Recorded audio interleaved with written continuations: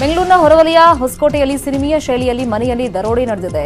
ಕಣ್ಣೂರಳ್ಳಿ ರಸ್ತೆಯಲ್ಲಿ ಬೆಳ್ಳಂಬೆಳಗ್ಗೆ 5 ಗಂಟೆ 15 ನಿಮಿಷ ಆ ಟೈಮ್ನಲ್ಲಿ ಕತ್ತಲಿನಲ್ಲೇ ಮನೆಗೆ ನುಗ್ಗಿದ ಇಬ್ಬರು ಖದೀಮರು ಮಹಿಳೆಯರನ್ನ ಹಗ್ಗದಿಂದ ಕಟ್ಟಿ ಬಾಯಿಗೆ ಬಟ್ಟೆ ತುರುಕಿ ಮಾರಕಾಸ್ತ್ರ ತೋರಿಸಿ ಕಳ್ಳತನ ಮಾಡಿದ್ದಾರೆ. ಮನೆಯಲ್ಲಿದ್ದ 200 ಗ್ರಾಂ ಚಿನ್ನಾಭರಣ 2 ಲಕ್ಷ ನಗದು ಹಣ ಎತ್ಕೊಂಡು ಪರಾರಿಯಾಗಿದ್ದಾರೆ. ಬೆಂಗಳೂರು ಗ್ರಾಮಾಂತರ ಜಿಲ್ಲೆ ಹೊಸಕೋಟೆ ಪೊಲೀಸ್ ಠಾಣೆಯಲ್ಲಿ ಪ್ರಕರಣ ದಾಖಲಾಗಿದೆ.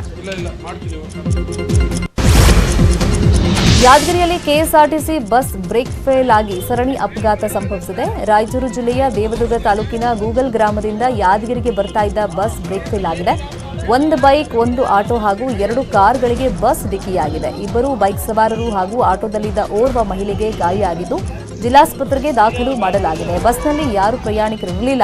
ಸರಣಿ ಅಪಘಾತದ ಬಳಿಕ ಸುಮಾರು 500 ಮೀಟರ್ ದೂರದಲ್ಲಿ ಹೋಗಿ ಬಸ್ ನಿಂತಿದೆ.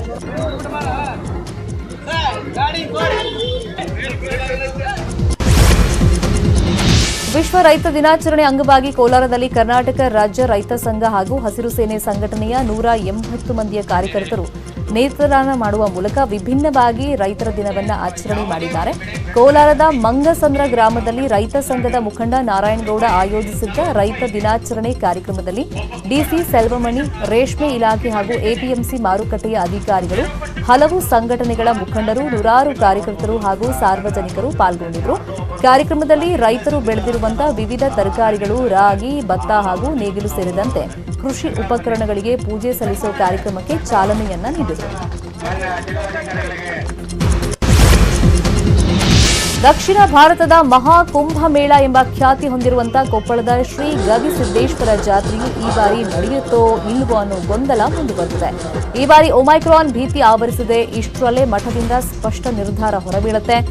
ದಕ್ಷಿಣ ಭಾರತದ ಕುಂಭಮೇಳ ಅಂತ ಪ್ರಸಿದ್ಧಿ ಪಡೆದಿದ್ದಂಥ ಕೊಪ್ಪಳದ ಗವಿಮಠದ ಶ್ರೀ ಗವಿಸಿದ್ದೇಶ್ವರ ಜಾತ್ರೆಯು ಕಳೆದ ವರ್ಷ ಕೋವಿಡ್ನಿಂದಾಗಿ ಸರಳವಾಗಿ ಮಾಡಲಾಗಿತ್ತು.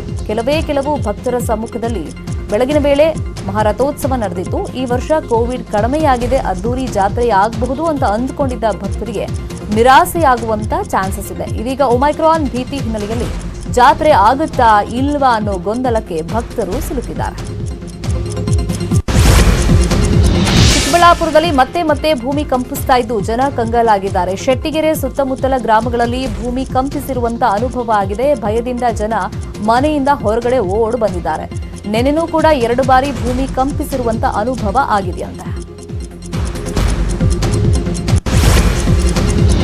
ಹಾಸನ ಜಿಲ್ಲೆಯ ಸಕಲೇಶಪುರ ತಾಲೂಕಿನ ಚಿಕ್ಕನಾಯಕನಹಳ್ಳಿಗೆ ಒಂಟಿ ಸಲಗವೊಂದು ಎಂಟ್ರಿ ಕೊಟ್ಟಿದ್ದು ಜನ ಅಲ್ಲಿ ಹುಚ್ಚಾಟ ಆಡಿದ್ದಾರೆ. ಕಾಡಾನೆ ಮುಂದೆ ಸೆಲ್ಫಿ ತಗೊಳ್ಳೋದಕ್ಕೆ ಹೋದವರನ್ನೆಲ್ಲ ಅಟ್ಟಾಡಿಸಿದೆ.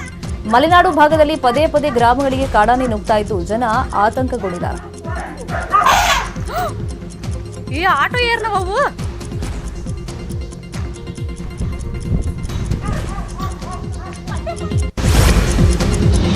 ಪಂಜಾಬ್ನ ಲುಧಿಯಾನಾ ಕೋರ್ಟ್ನ 3ನೇ ಮಹಡಿಯಲ್ಲಿ ಸ್ಫೋಟ ಸಂಭವಿಸಿದೆ. ಘಟನೆಯಲ್ಲಿ ಇಬ್ಬರು ಸಾವನ್ನಪ್ಪಿದ್ದು ಹಲವರು ಗಾಯಗೊಂಡಿದ್ದಾರೆ.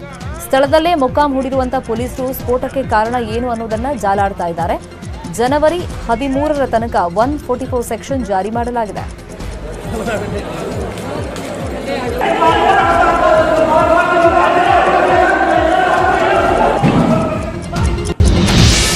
ಡಿಂಪಲ್ ಬ್ಯೂಟಿ ರಚಿತಾ ರಾಮ್ ಇದೇ ಮೊದಲ ಬಾರಿಗೆ ರ್ಯಾಪ್ ಹಾಡಿನಲ್ಲಿ ಕಾಣಿಸಿಕೊಂಡಿದ್ದಾರೆ. ಲಕಲಕ ಲ್ಯಾಂಬರ್ಗಿನಿ ಅಂತ ಹೆಜ್ಜೆ ಹಾಕಿದ್ದಾರೆ. ಚಂದನ್ ಶೆಟ್ಟಿ ಈ ಹಾಡಿಗೆ ಸಾಹಿತ್ಯ ಬರೆದು ಸಂಗೀತ ಸಂಯೋಜಿಸಿದ್ದಾರೆ. ಪೊಗರು ಖ್ಯಾತಿಯ ನಂದಕಿಶೋರ್ ನಿರ್ದೇಶನದ ಈ ಆಲ್ಬಂ ಹಾಡು ಭಾರೀ ಬಜೆಟ್ನಲ್ಲಿ ನಿರ್ಮಾಣವಾಗಿದೆ.